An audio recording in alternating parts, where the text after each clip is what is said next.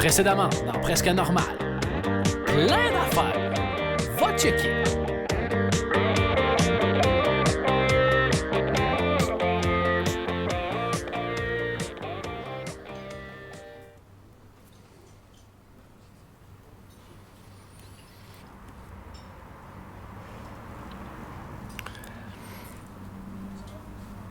Et tu voudrais un café ou un dessert? Bah, Dan, on n'a pas encore reçu les plats, là.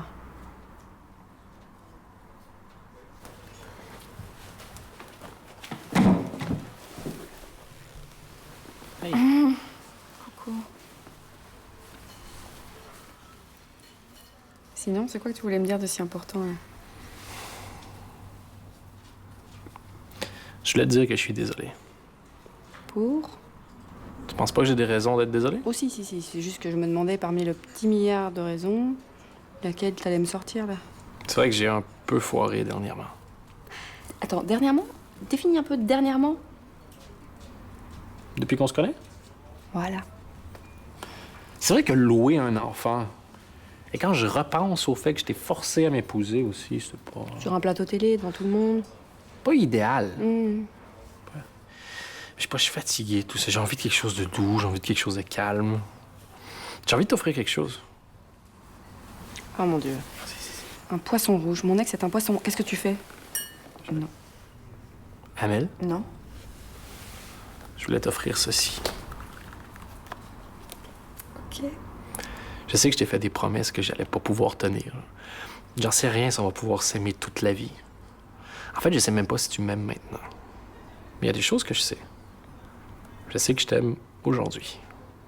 Donc j'avais envie de t'offrir une bague qui va durer aujourd'hui. Puis si les choses se passent bien, genre t'es hyper lucide, puis tu fais comme « Ah, mon mec, il est top, il est beau, il est drôle. » Ben, peut-être qu'on va encore s'aimer demain. Et là, ben, je t'offrirai une bague qui va durer demain. Et comment tu fais pour te fournir ces bagues de cette qualité-là 2 jours de suite? Tu peux m'expliquer? Je vais pas te mentir, il faut des contacts. Pas facile. Bon, heureusement, moi, j'ai des amis très haut placés dans le monde du papier en Anvers, mais... Amel, je suis désolé. Je sais. Et je t'aime. Je sais aussi.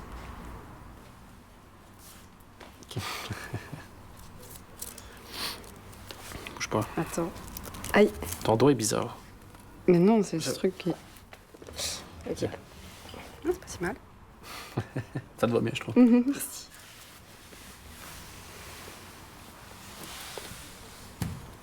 La salade. C'est pour moi.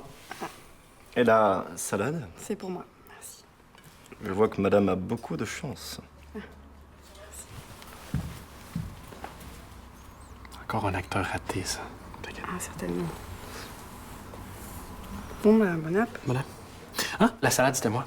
Ah, voilà, c'est ça, il me semble bien. Ça. Tu sais que Beyoncé a la même bague? Non, celle-là? Attends, ah ouais, je crois que j'ai vu ça dans un magazine. Mais t'es arrivé un truc bizarre dernièrement. Je suis arrivé à l'âge où je commence à avoir envie de vivre la même vie que mes parents. Moi, j'ai 32 ans aujourd'hui, puis je me souviens, je suis né dans un tout petit village qui s'appelle le Disraeli au Canada, dont l'activité principale, c'est de compter les bagnoles qui passent à travers le village. Il faut vraiment avoir l'œil vif parce qu'elles accélèrent pour se sauver du village. Moi, j'ai quitté rapidement. J'ai quitté à 16 ans mes parents pour aller faire mes études. Enfin, études, j'ai fait la communication. Je critique pas les études de communication. Ça nous a fait de très bons vendeurs de GSM depuis des années. Donc, vraiment, c'est... Je critique pas. Je sais que j'en voulais à mes parents de nous avoir amenés dans un trou perdu comme ça. Je dis, il se passe jamais rien. Qu'est-ce qu'on fout là? Pourquoi vous n'avez pas plus d'ambition? Je me souviens d'avoir dit ça. Vous n'avez pas d'ambition. Mais moi, je suis parti pour voyager. Puis j'ai voyagé pas mal d'endroits. J'ai vécu dans pas mal d'endroits. J'ai eu la chance de vivre des choses géniales.